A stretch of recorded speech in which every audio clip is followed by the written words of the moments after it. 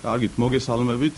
დღეს ჩვენ წარმოვადგენთ არასამთავრობო ორგანიზაცია სამართალდამცავთა დაცვის ლიგას და დღეს ჩვენი ორგანიზაციის სახელით მინდა გავაკეთოთ განცხადება და ასევე ხაზი გავუსვათ იმ შენიშვნებს და ხარვეზებს, რაც არის პოლიციის შესახებ კანონში. მოგეხსენებათ, რომ გუშინ იქნა რატომღაც გაურკვეველი მიზეზების გამო დაჩქარებული წესით მიღებული ეს კანონი მესამე მოსმენით. თუმცა ამ საკითხთან დაკავშირებით პარლამენტის თავმჯდომარემ ბატონმა დავით უსუფაშვილმა პირდაპირ ეთერში განაცხადა, რომ ექნებოდა მას მოლაპარაკებები და ამ კანონპროექტის მიღების დროს ჩართული იქნებოდნენ სამოქალაქო სექტორის წარმომადგენლები და არასამთავრობო ორგანიზაციებიც.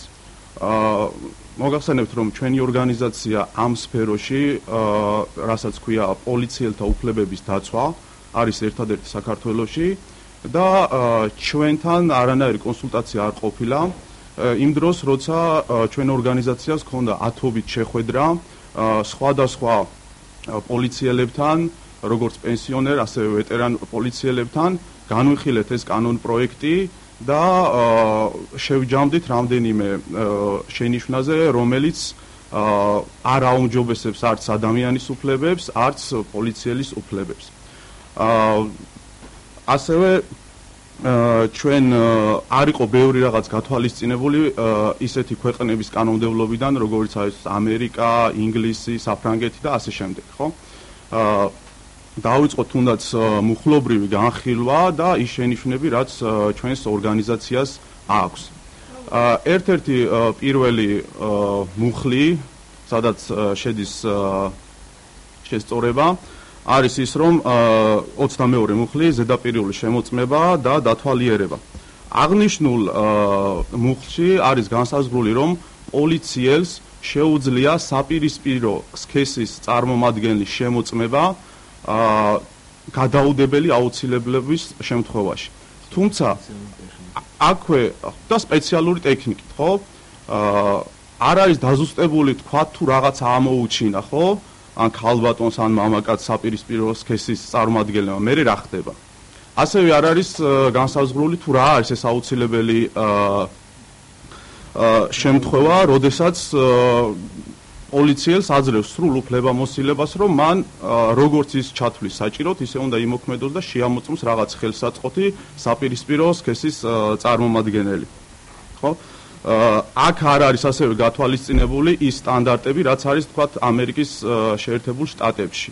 ხო, თუნდაც საზღვრის გადაკვეთის დროს ან სხვა შემთხვევაში, როდესაც პოლიციელი აჩერებს საპირისპირო სქესის წარმომადგენელს და არის იქ ეჭვი, რაღაც გონივრული ეჭვი, რომ მას რაღაც დანაშაულთან აქვს დიდი შემხებლობა. შემდეგი მუხლი, რაც აუცილებელია და გასათვალისწინებელია, ის არის, რომ ზედაზღვარი, რომელიც წინა კანონით პოლიციის შესახებ იყო დადგენილი და ის იყო 35 წელი, მოიხსნა საერთოდ და მხოლოდ დაწესდა ქვედაზღვარი, რომელიც წარმოადგენს 18 წელს. შესაბამისად, ამ შემთხვევაში შეიძლება, რომ 80 წლის პიროვნება მიიღონ პოლიციაში და მას არანაირი დამაბრკოლებელი გარემოება არ ექნება. ჩვენ ასაკთან მიმართებაში არანაირი პრობლემა არ გვაქვს, თუნდაც 55 წლის იყოს, თუნდაც 45 წლის იყოს, ეს გამომდინარეობს ადამიანის უნარჩვევებიდან და როგორ აითვისებს ის ამ სტრუქტურაში მუშაობის საშუალებას და უნარებს. თუმცა აუცილებელია, რომ უნდა იყოს ზედაზღვარი დადგენილი და ეს არის ძალიან ბევრ ქვეყანაშია, ამერიკა, ინგლისი და ასე შემდეგ დასავლეთის ქვეყნებში ყველგან არის.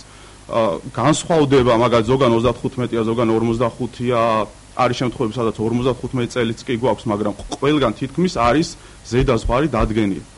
ასევე აღსანიშნავია ამ მიღებასთან დაკავშირებით ერთი მომენტი, როდესაც ამ კანონით უკვე უფლებამოსილება აქვს ნებისმიერ პირს, რომ გახდეს პოლიციის თანამშრომელი, მიუხედავად იმისა, ის გაივლის თუ არა სპეციალურ მომზადებას, რასაც ატარებდნენ ხოლმე პოლიციის აკადემიაში, ხო?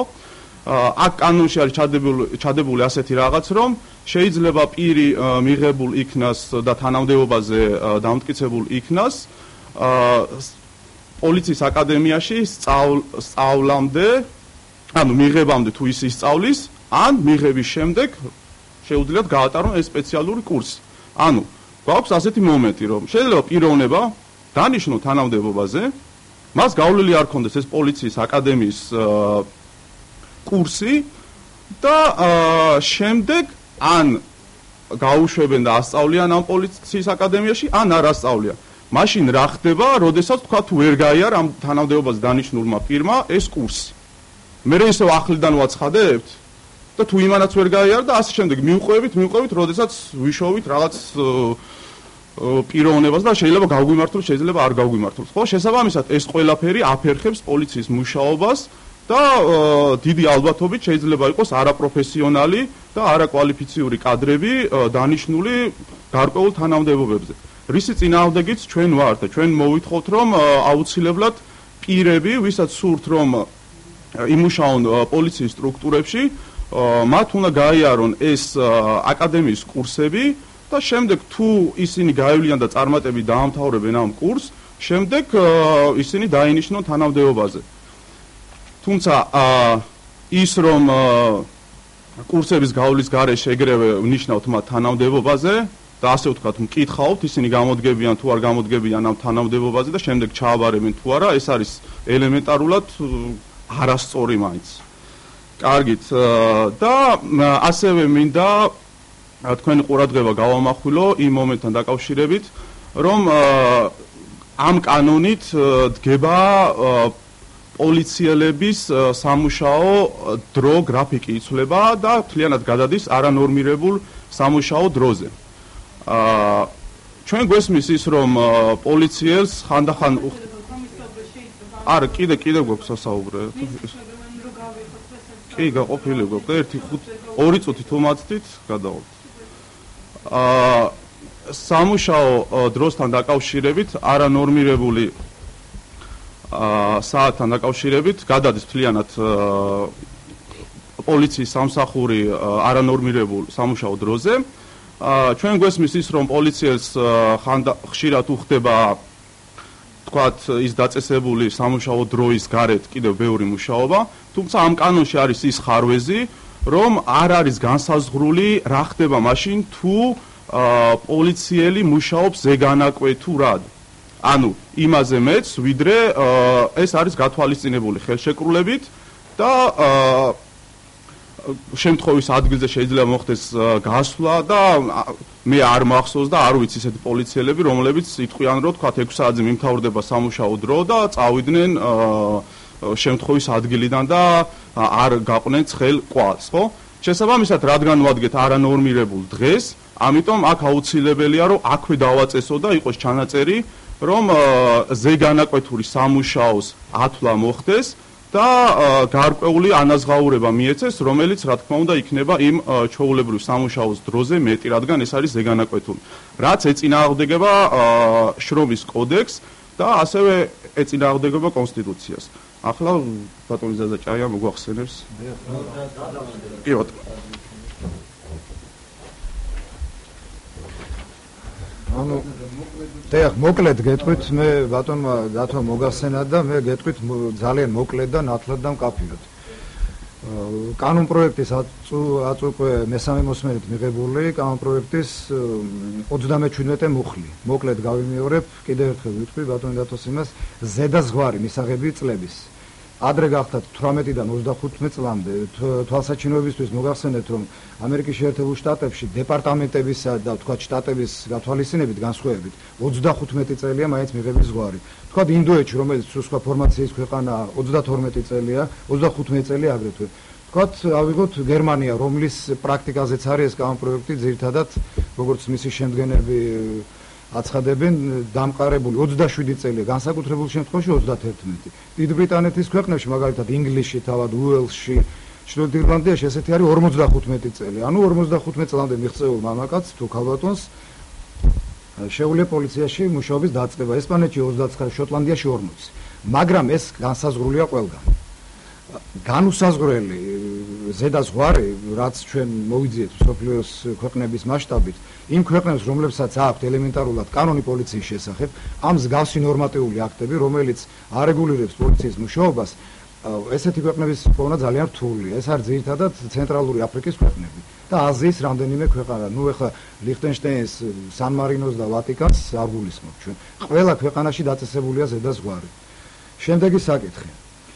ამავე კანონპროექტის 40 მუხლით თანამდებობიდან დროებით გადაყენება. ესე იგი, წაგიკითხავთ მოკლედ. თანამდებობიდან გადაყენებული პოლიციელი გამართლების შემთხვევაში უნდა აღდგეს ადრე დაკავებულ თანამდებობაზე, ხოლო თუ ეს შეუძლებელია ტოლფას თანამდებობაზე. გამართლების შემთხვევაში აღნიშნულ პირს შეიძლება უნაზღაურდეს იძულებითი განათწური არ ყოფნის მთელი პერიოდის განმავლობაში. ანუ პოლიციელი თუ გამართლდა და ეს გაანთავისუფლებს უკანონოდ კანონპროექტის მიხედვით შეიძლება შესაძლებლობას ტოვებენ უკანონოდ განთავისუფლების თვეების, წლების თუ დღეების განაცდურის ანაზღაურებას. აუცილებლად უნდა იქნეს ეს ფრაზა ამოღებული კანონპროექტიდან და უნდა ჩაიწეროს შეიძლება ხო ანაზღაურების მაგივრად უნდა იყოს უნდა აუნაზღაურდეს. თუ სასამართლო ამართლებს განთავისუფლებულ პოლიციელს, ალბათ ამეთანხმებით მას თლიანად უნდა აუნაზღაურდეს განაცდური დრო და ეს მე მგონი დავის საგანი არ არის. 51 მუხლი პოლიციის სამსახურიდან დათხოვნის წესის შესახებ. რა დროს თავისუფლდება პოლიციელი სამსახურიდან? ნუ აქ პირველი პუნქტის B, G და T ქვეპუნქტებზე ვილაპარაკებთ. ყბადაღებული საშტატო საორგანიზაციო ღონისძიებების დროს თავისუფლდება პოლიციელი. ცხადდება რეორგანიზაცია, ანუ აქ გაწერილი არ არის, მაგრამ ქვეტექსტი ეს არის და თავისუფლებიან შემდგომ ადამიანები. იქ რა ნიშნით, როგორ, რანაირად ეს გაწერილი არ არის.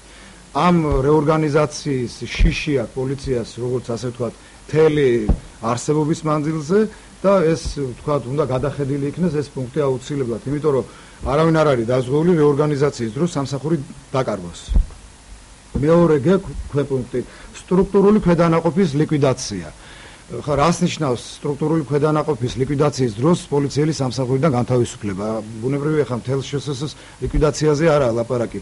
ვთქვათ, გააუქმეს დოლიძის პოლიცია და შეუერთეს ვაკე საბურთალოს პოლიციის სამმართველოს, რომელიც ამ შენობის გვერდზეა. ამ კანონპროექტით შესაძლებელი ხდება დოლიძის ყველა პოლიციის განთავისუფლება სამსახურიდან. უნდა ჩაიდოს კანონპროექტში, ან ვთქვათ, ავიღოთ ორი ლილო, დიდი და პატარა ლილოს პოლიციელები. რო შეერთეს ეს დანაყოფები, ვთქვათ, ერთ-ერთის თანამშრომლებმა შეიძლება დაკარგონ საერთოდ სამსახური კანონის თანახმად. კანონპროექტში ამის მაგივრად უნდა ჩაიდოს, რომ ეს პირები გადანაწილებული უნდა იქნეს სხვა დანაყოფებში, კადრების განკარგულებაში აყვანის შემდეგ. თანამდებობრივი შეუთავსებლობის გამო. წერია, რომ პოლიციელი შეიძლება განთავისუფლებული იქნეს თანამდებობრივი შეუთავსებლობის გამო. ვინ ადგენს ამ შეუთავსებლობას? რაში გამოიხატება შეუთავსებლობა? იქ გარეგნული ერი არ მოწონს ვინმეს, დიქცია ლაპარაკის თუ ინტელექტი, ეს განუსაზღვრელია. სამსახურებრივი მოვალეობის შესრულებისას პოლიციელის დაღუპვა და ამ შემთხვევაში მის ოჯახს მემკვიდრე საქართველოს სახელმწიფო ბიუჯეტის სახსრები და მინისტრის ან უფლებამოსილი პირის მიერ გამოცემული აქტის საფუძველზე ეძლევა ერთჯერადი დახმარება არა უმეტეს 15,000 ლარისა. ამ მომენტს ჩვენ ვაპროტესტებდით როგორც წინა კანონპროექტში, წინა კანონში, მოქმედ კანონში, ახლაც 15,000 ლარი ჯერ თანხა საერთოდ არ არის არანაირი თანხა, რითაც უნდა ვიხემძღვანელოთ პოლიციელის დაღუპვის დროს სამსახურებრივი მოვალეობის შესრულებისას, მაგრამ 15,000 ლარი აშკარად არავითარ არ ჯდება. ასევე დაკრძალვის ან საფლავის მოწყობის ხარჯები განსაზღვრულია 500 ლარით. ნუ წარმოიდგინეთ ახლა თქვენ. დაზიანებების დროს სამსახურებრივი მოვალეობის შესრულებისას პოლიციელის ჯანმრთელობის დაზიანებებისას თანხები უნდა იქნეს მომატებული აუცილებლად. ძიმე დაზიანების და 7,000 ლარის ნაცვლად უნდა იყოს 10, შემდეგ ხარისხის მიხედვით 4-ის მიხედვით 7, 2-ის მიხედვით 5. რაზეც ბატონმა დათომ ილაპარაკა, პოლიციელის სამუშაო დრო. კვირაში აუცილებლად უნდა იყოს განსაზღვრული, რამდენი საათი უნდა იმუშაოს პოლიციელმა.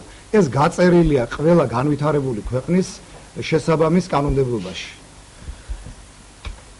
იაპონიაში არის კი ბატონო. კი. დიახ, კი ბატონო. მე მოვასწარი პრინციპში რა, რაც მინდოდა. მე მოვასწარი, რაც მინდოდა მეთქვა. მოდი. ჯერ არ დაიწყო, თქვენ დაადიგი ბოდიშე. ეს დროზე ამაზეც ლაპარაკი რა გიქოცები რა დროზე რა საათის ამ დროებზეც ლაპარაკი რა საათის აუ მე იმდენი მაგი მე მეთქინა მივცეთ რომ გადაიღონ და წაიკითხოთ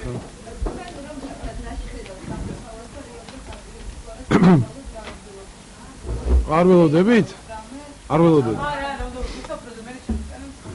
კარგით. მოდი ახლა ამ ავად სახსენებელ რეიდებს დაუბრუნდეთ. ცოტა მძიმე თემა დამიტოვეს მე და რა თქმა უნდა ეს ეგრეთ წოდებული რეიდები წინა კანონპროექტში იყო გაწერილი, მაგრამ ამას აუცილებლად მაშინაც და ეხლაც თანდართული უნდა ქონოდა ის ინსტრუქცია, რომლის დროსაც გამოიყენება ეგრეთ წოდებული სპეციალური საპოლიციო კონტროლი, რომელიც ამ კანონში არის შეტანილი. ნუ აქ მუხლი მე-18-ია, პირველი ნაწილი ეს არის პოლიციის საზოგადო უსაფრთხოების მაწესის თავიდან აცილების ან მათი დარღვევის აღკვეთის მიზნით თავის კომპეტენციის ფარგლებში ახორციელებს შემდეგულ პრევენციულ ღონისძიებებს. ეს არის სპეციალური საპოლიციო კონტროლი. აუცილებლად უნდა ყოფილიყო ჩვენი აზრით ამ კანონში ჩადებული, რომ აღნიშნული სპეციალური ღონისძიება აუცილებლად უნდა გატარდეს მხოლოდ განსაკუთრებულად მძიმე დანაშაულის ჩამდენი პირების მიმალვის მცდელობისას. ეს განსაკუთრებულად ჩვენ წინა კანონით როგორ ვიყენებდით ამ მუხს, ეს იყო განსაკუთრებული მძიმე შემთხვევა. ეს არის ადამიანის გატაცება და რა თქმა უნდა ის ჯგუფური ყაჩაღობები, რომლებიც ხდებოდა. ზუსტად აი ამ დროს ვიყენებდით ამ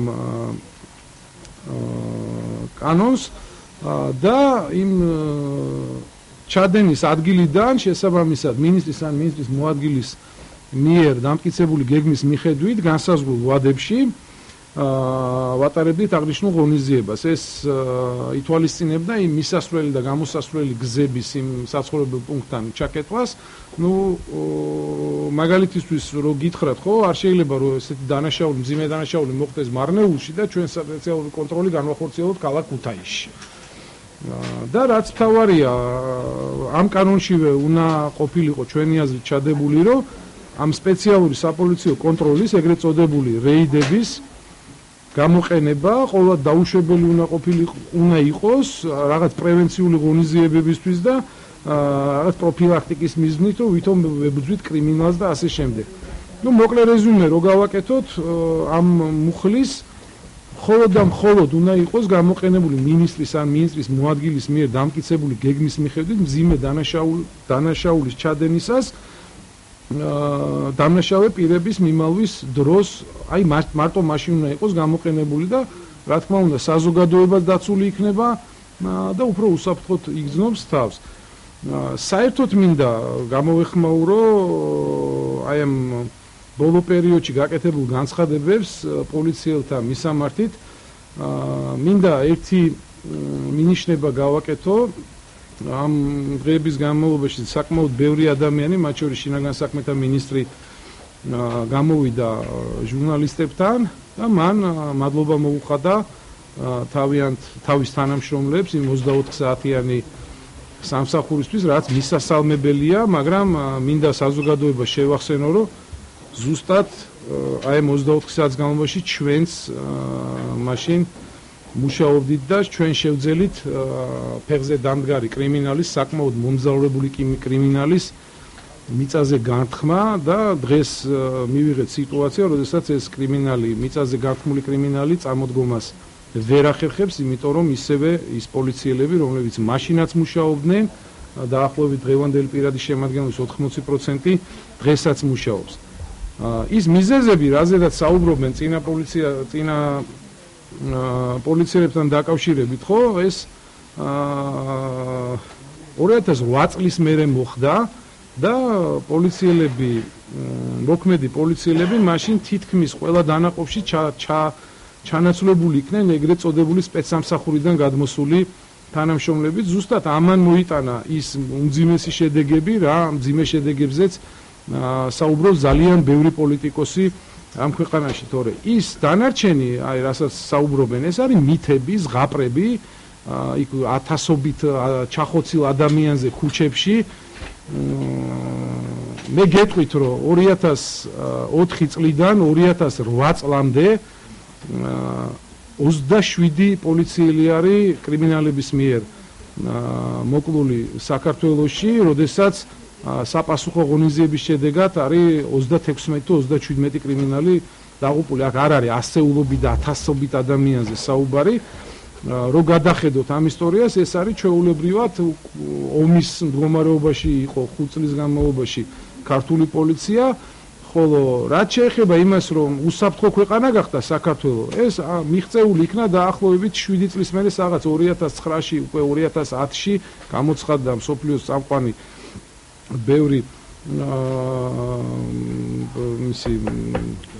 ქვეყნის მიერ, რომ საქართველო არის უსაფრთხო ქვეყანა. ამას დაჭირდა დაახლოებით 7-8 წელიწადი. ასე რომ ის მითები და ზღაპრები, რომ ქუჩაში იხოცებოდნენ ათასობით ახალგაზრდები და ახლა გუშინ მაგალითად ეკაბესელიამ გააკეთა ესეთი განცხადება, უსმენდი რომ თუნდაც 600 კაცია მოკლული ციხეში ამ 9 წლის განმავლობაში, ხო?